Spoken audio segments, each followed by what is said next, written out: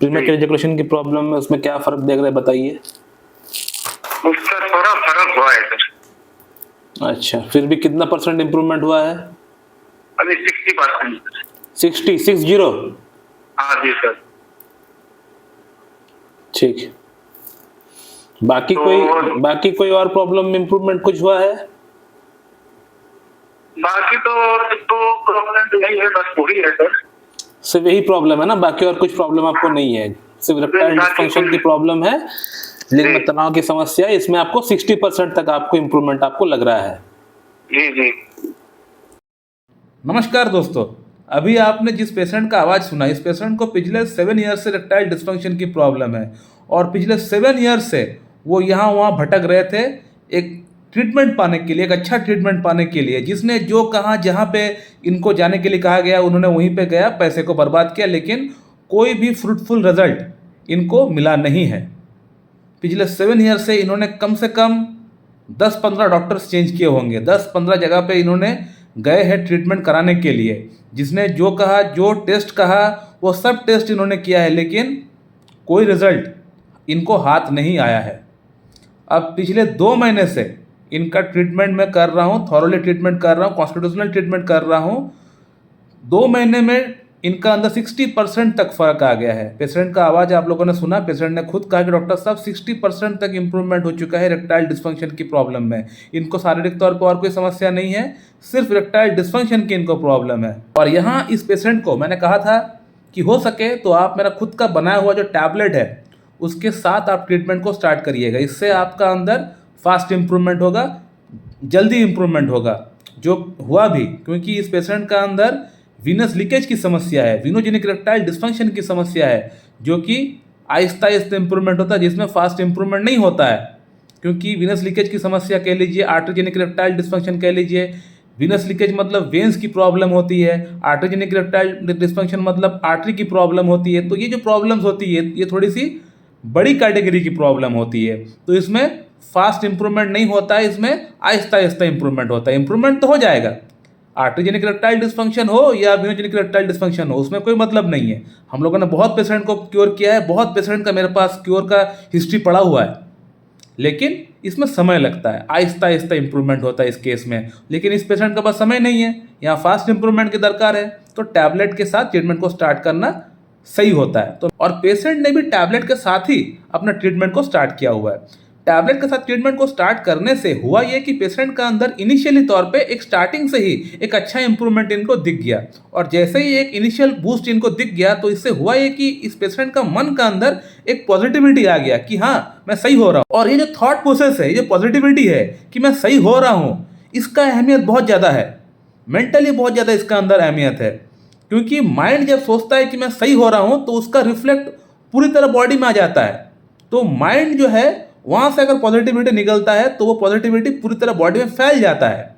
तो ये जो सोच है, इसीलिए मैंने कहा कि स्टार्टिंग में ही इस पेशेंट का अंदर इनिशियल बूस्ट बहुत दरकार है। इनिशियल बूस्ट आ जाएगा तो इस पेशेंट का अंदर साइकोलॉजिकली एक फैक्टर डेवलप हो जाएगा कि हाँ मैं सही हो रहा हूँ, मेरा अंदर इंप्रूवमेंट आ रहा है। इसके अलावा पेशेंट का अंदर कॉन्स्टिट्यूशनल तौर पर हमने जो मेडिसिन का प्रिस्क्रिप्शन किया है वो है स्टैबिसेग्रिया 10 mg का 2 डोज, 50 mg का 2 डोज, फॉलोड बाय PLRS 0/1 0/2।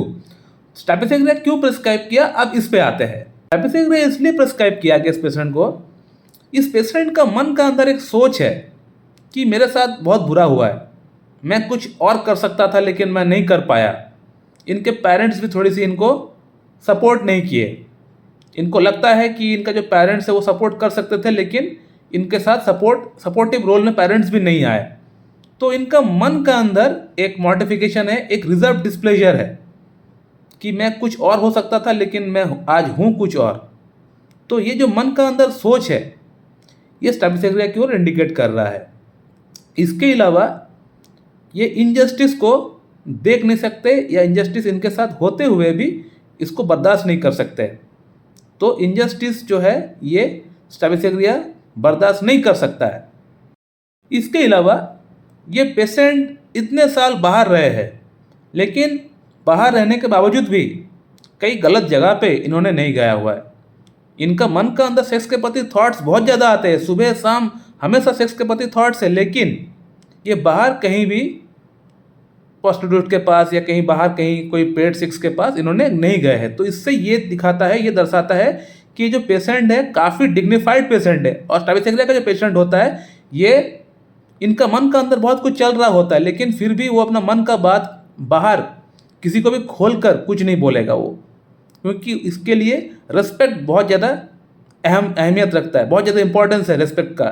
तो रिस्पेक्ट के लिए ये कुछ भी कर सकता है, इसके लिए सम्मान सबसे ज़्यादा इंपॉर्टेंट है। इसके अलावा पेशेंट का अंदर हस्तमैथुन करने के बाद पेशाब की नली में जलन होता है, एक दर्द होता है, एक अजीब सा फील होता है। तो हस्तमैथुन के बाद अगर कोई प्रॉब्लम बढ़ता है तो इसके लिए हम लोग स्टाफिसेग्रिया के बारे में सोचते हैं। तो इन सभी सिम्टम्स को देखते हुए मैं पेशेंट को स्टाफिसेग्रिया प्रिस्क्राइब किया था 10 mg 50 mg followed by PLRS 0/1 0/2। तो इससे हुआ ये कि पेशेंट का अंदर 60% तक इम्प्रूवमेंट हो चुका है। जिस पेशेंट का अंदर बिल्कुल भी कुछ भी इम्प्रूवमेंट नहीं था, कुछ भी नहीं था, जब ये पेशेंट मेरे पास आए थे बिल्कुल जीरो थे, इनको मेरा ऊपर ट्रस्ट भी नहीं था, क्योंकि जाहिर सी बात है इतने जगहों से इन्होंने ट्रीटमेंट किया हुआ है, कहीं भी इनको कुछ भी फ़ायदा नहीं लगा है, तो मेरा पास इम्प्रूवमेंट हो जाएगा इसका क्या गारंटी है भाई। तो फिर भी इन्होंने मेरा केस वीडियो देख के, फीडबैक्स देख के पेशेंट का इन्होंने ट्रस्ट बिल्ड किया, बिल्ड करके मेरे पास इन्होंने ट्रीटमेंट को स्टार्ट किया और उसका नतीजा क्या है ये आप लोगों का सामने है। और ये पेशेंट मेरे पास आने से पहले कम से कम 7 होम्योपैथ के पास से ऑलरेडी होकर आए हैं, जिसमें से 2 से 3 तो यूट्यूब के सो कॉल्ड बड़े डॉक्टर्स हैं जिनका व्यूज़ लाखों में आता है। लेकिन इस पेशेंट के लिए आप लोग कर पाए कुछ भी नहीं। कैसे कर पाएंगे? आप पेशेंट को बोलते हो सुबह लो लाइकोपोडियम, दोपहर को लो नुफुलुटिया, शाम को लो अर्जेंटम नाइट्रिकम, रात को लो स्टाफिसेग्रिया। इस तरह से अगर मेडिसिन प्रिस्क्राइब करेंगे तो आपका पेशेंट का प्रॉब्लम कैसे सॉल्व हो पाएगा? मैं दावे के साथ बोल सकता हूँ कि आप जिस भी शहर में बैठते हैं, जहाँ भी आपका क्लिनिक है, वहाँ आपके पास एक भी पेशेंट नहीं आता होगा। इसीलिए आप यूट्यूब पे पड़े हैं ताकि यहीं से जो पेशेंट आपका आना है वो आता है। जो लोग जानते नहीं हैं आपके पास ट्रीटमेंट करा लेते हैं, क्योंकि आपके पास इतना व्यूज़ आते हैं, आपका बोलने का तरीका अच्छा है, लोग वो तरीका देख के आपका बातों में आ जाते हैं, आपके पास ट्रीटमेंट कराते हैं। इसीलिए आपका छोड़िए। सो माय डियर फ्रेंड, आपने केस को देखा, समझा, स्टाफिसेग्रिया मैंने क्यों प्रिस्क्राइब किया, पेशेंट का अंदर अच्छा इंप्रूवमेंट हो चुका है। इस बार मैं पेशेंट को स्टाफिसेग्रिया CM प्रिस्क्राइब कर रहा हूँ, स्टाफिसेग्रिया CM साथ में PLRS 0/3 0/4। इससे पेशेंट का अंदर और अच्छा इंप्रूवमेंट हो जाएगा। मेरे ख्याल से जो नेक्स्ट मेडिसिन जाएगा वो इनका लास्ट मेडिसिन होगा, इसके बाद इनका केस को हम लोग क्लोज कर देंगे। So thank you very much and have a good day.